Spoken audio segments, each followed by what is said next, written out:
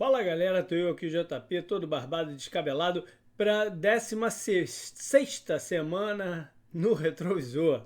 Penúltima rodada se foi.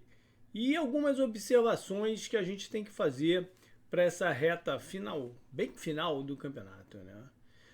Vou começar com um assunto que eu resolvi monitorar um ano, né? Achei que esse ia ser um ano bom para a gente chegar a uma conclusão na parte de formação do elenco sobre uma questão que tem sido um grande debate nos últimos, sei lá, 4, 5 anos, que é o quanto valorizar running backs.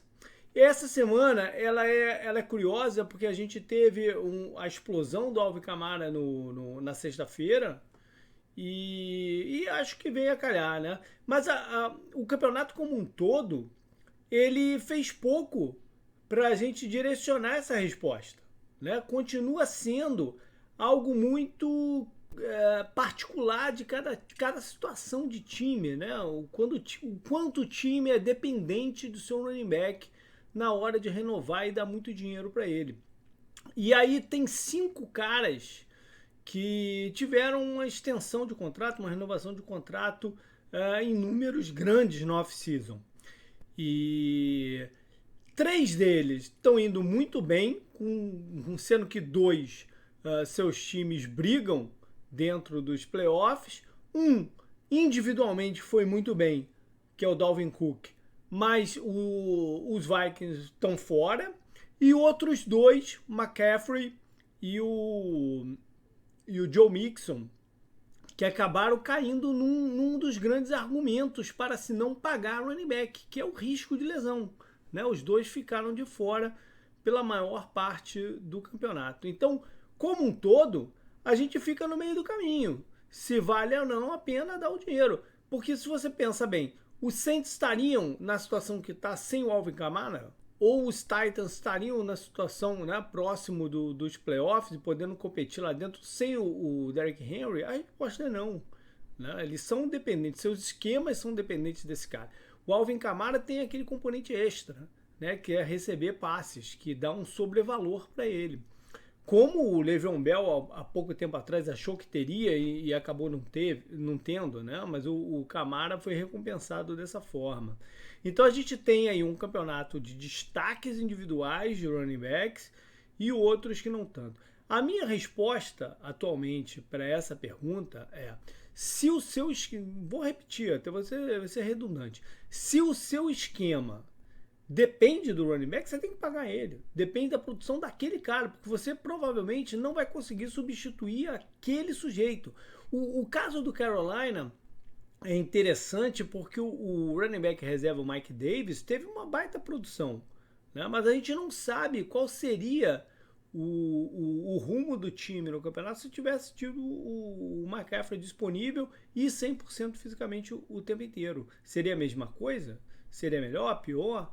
Né, para justificar esses números. Então acho que a gente precisa de um pouquinho mais de tempo para entender essa situação.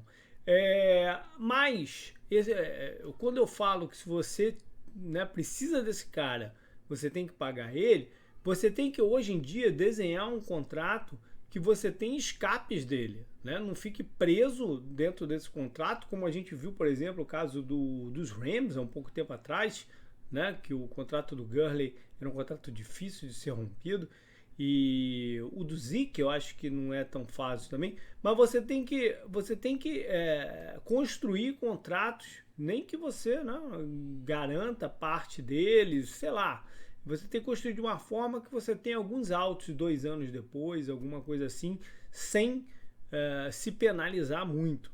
Né? Esse é o desafio de quando você está negociando esse tipo de contrato. E, paralelamente, você tem que continuar montando o seu ataque aéreo, que eu digo, para acabar com a dependência da performance específica desse cara. Né? Que você tem um jogo de corridas eficiente, mas que seja ele sim complementar ao seu ataque como um todo. Acho que essa é a melhor fórmula. Né? Você tem aí outros métodos de construir, como o São Francisco e desses times que não interessa muito quem é o running back, mas enfim, são situações específicas. num todo, eu acho que esse é o melhor caminho aí, se você tem um cara extra classe como esse daí. Pro jogo da rodada, eu finalmente estou trazendo aqui o Pittsburgh, que a galera me cobrou durante muito tempo, né? Mas essa foi a vitória dos Steelers no campeonato. Né? Essa foi a vitória contra um adversário de peso e numa situação difícil conseguindo reverter. Então agora é o momento de falar dos Steelers aqui. Eles se garantiram para os playoffs, não tiraram a preocupação que está na sua torcida, né, sobre como eles vão desempenhar lá dentro, mas enfim a gente viu o ataque liderado pelo Big Ben se verticalizar um pouco, né? Isso no segundo tempo. No primeiro tempo nada funcionou, mas no segundo tempo ele conseguiu bons passes, não ficou só naquele pinga-pinga, dependendo dos recebedores avançar após receberem a bola. Então a gente viu o que pode ser um ataque agressivo, tem que haver a complementação do jogo de corridas também, afinal a gente está falando de Steelers, né? Toda uma história de correr com a bola, mas enfim, eles saíram de uma posição difícil, eles ainda teriam chance, óbvio, de entrar nos playoffs, mas assim garantiram a divisão. E para os Colts, a situação ficou difícil, de um momento para o outro ficou muito difícil, né? Se você me perguntasse 2 rodadas atrás, eu quase que cravaria eles nos playoffs. Agora, se terminasse nesse momento, ele era o time que sobra. Então ele tem que ganhar a sua partida contra o Jacksonville na última rodada e torcer para o tropeço de alguém. E aí, se isso não acontecer, aquela derrotinha para os mesmos Jaguars lá na primeira rodada vai acabar tendo um peso inacreditável. No upset eu vinha trazendo o Washington como o time surpreendendo por vencer. Dessa vez eu vou colocar o contrário, porque esse era o jogo que eles tinham que ganhar. Em casa, contra um adversário, né, que nada mais almeja no campeonato, e para garantir a NFC East. Era a oportunidade. E aí o que aconteceu? O ex-time do Ron Rivera foi lá e colocou água no chope do ex-treinador. Não deixa de ser um pouco pesado para o Rivera, né? O time que o demitiu ainda vai lá e ganha dele. Era a oportunidade dele de ter não uma vingança, porque não ia eliminar o Spencer, mas enfim, ia dar uma satisfação a mais. A grande confusão está em torno de quarterback, né? Eles não puderam, o Alex Smith não teve condição ainda de jogar, foram com o Haskins e foi uma tragédia. Não uma tragédia. O Haskins parece que está muito distante de ser uma opção viável de um quarterback. E foi logo cortado até depois do jogo pelas atitudes, né? Porque não tem mais paciência com a falta de comprometimento dele. Eles tentaram ainda no segundo tempo com o quarto quarterback do time, né? O Hennick. Fez uma gracinha lá de pontos, mas não chegou a ter uma possibilidade de virar a partida de fato. Enfim, agora eles ainda dependem só deles, eles têm que ganhar o último jogo, que vai ser o jogo do domingo à noite, né, contra um já eliminado Philadelphia, mas a questão eles vão ter poder de fogo, né, no ataque para fazer isso. Então um upset aí mais pela situação do que, né, pela qualidade em si, porque os times são parelhos e os Panthers vinha brigando com afinco ainda nas partidas que lhes restam.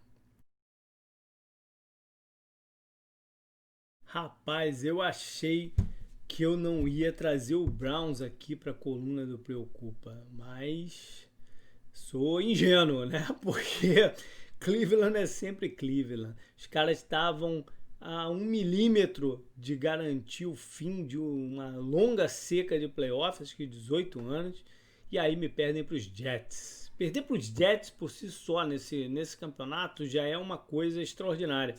É claro que tiveram circunstâncias, né? Eles estarem sem seus recebedores por causa do contato próximo de Covid, mas ainda assim tinham mais qualidade para ir a Nova York e sair vitoriosos. Não conseguiram correr bem com a bola, enfim.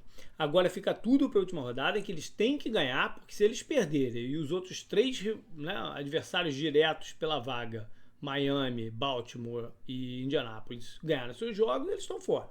Então o jogo é decisivo, o jogo é contra o ultra rival Pittsburgh Steelers. O que a gente não sabe é se os Steelers vão estar com o time titular ou não em campo, né? Mas é um jogo de rivalidade e aí tudo pode acontecer.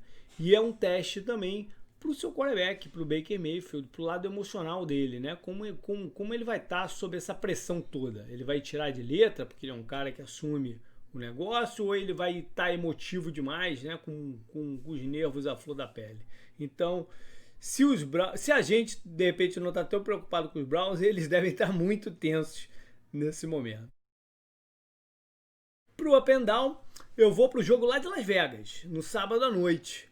A situação de Miami é muito, muito curiosa, né? Então no Up eu tô aqui com o Ryan Fitzmagic, né? Que é o catalisador desses momentos difíceis dos Dolphins e consegue o placar, né? Como foi nessa partida. A derrota ia ser crítica para eles, crítica para as chances de Miami. E eu gosto dessa inovação, vamos dizer assim. A gente fica às vezes muito preso ao que é a ética do esporte, a ética do business. A gente tem que pensar um pouco fora da casinha. Deixa a conversa para o que vai acontecer com a cabeça do Tua, ou um negócio do Tua para 2021. Não, o 2020 é uma situação. A gente sabia que o Tua não ia estar pronto para ser o quarterback total do time, né? Existem degraus aí para serem subidos, né? Então eles tendo essa oportunidade de surpreender o adversário, né? O adversário tem que se preparar para dois tipos diferentes de quarterbacks. Eu acho que é uma coisa muito interessante, uma ideia muito fresca, né? Muito fora da casinha. E é óbvio que não é sustentável por muitos anos, mas para isso, para 2020, eu acho que o Miami está fazendo o ideal, e ir para os playoffs vai fazer muito bem para a organização. Não, é um time que tem uma história de disputa, né? E está relegado para um plano ali meio morno há muito tempo. Então, meu up aí é o Fitzpatrick, que entrou e em pouco tempo completou 9 de 13 passos, 182 jardas, uma média de 14 jardas por tentativa de passe. É incrível. E um touchdown. Então, aí a magia em torno do Fitzpatrick é um jogador que a gente vai sentir muita falta quando se aposentar. E no down pro lado de Las Vegas, eu não gosto muito de bater na galera muito nova, né? Mas o rapaz lá, o pass rusher, o Max Crosby, completou 5 jogos sem sacks. Eu não quero dizer que ele está jogando muito mal. Não, o que eu quero dizer é que ele era uma figura que despontou no ano passado pela personalidade, pela energia e tal, que poderia ser um dos catalisadores dos Raiders. O Raiders precisa construir uma base para sua defesa, né? Trocar o coordenador e tal, não sei o que, vai até um certo ponto. Eles precisam construir uma base. Para base eles precisam de um talento que eles confiem semanalmente. Né? O Crosby pareceu que pudesse se transformar num jogador desse, mas na reta final, quando eles mais precisam, os sacks sumiram.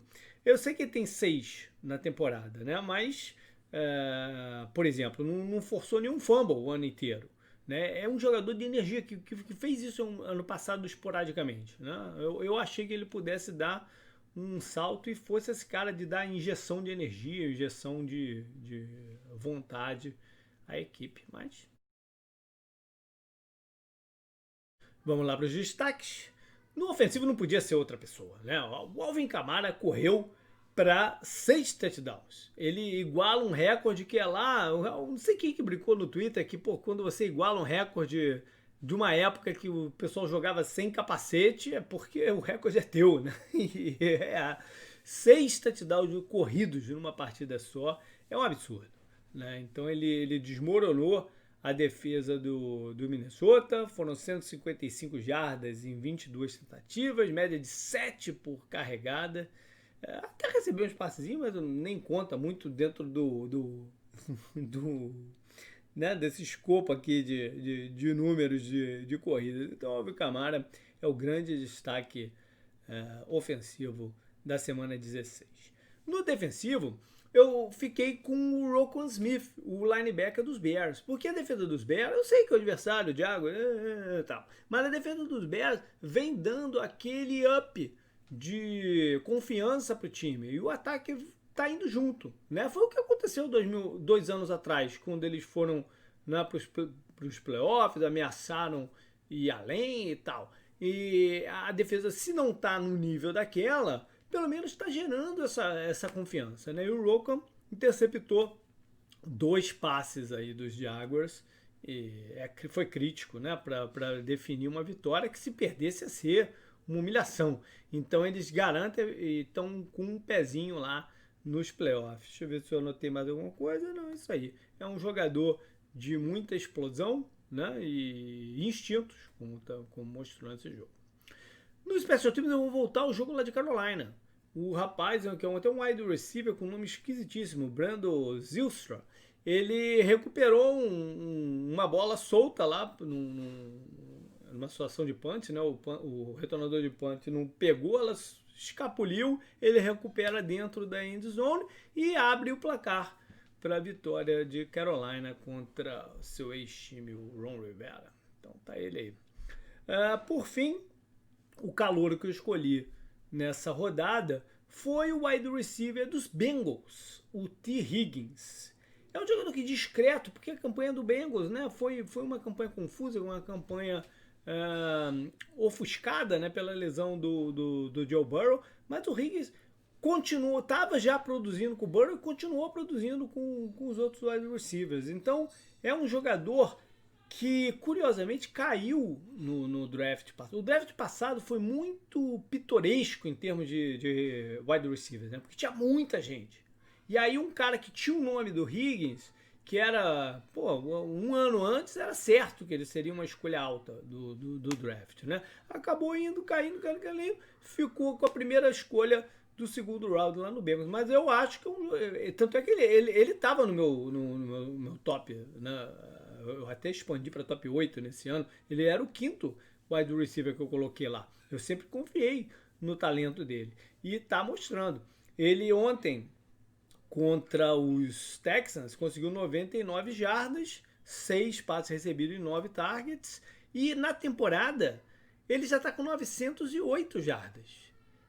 Se ele conseguir cruzar as 1000, é raro calouros wide receiver conseguirem cruzar 1000. É o que fez esse ano o Justin Jefferson. É raro isso acontecer. Se o T. Higgins acompanhar o Jefferson, é um baita de uma realização num ataque que a gente viu que tinha problemas e sem o Joe Mixon, com a linha ofensiva e tal, o cara conseguiu uns números meio que inesperados, né? Então tá aí o meu destaque para essa rodada de calor.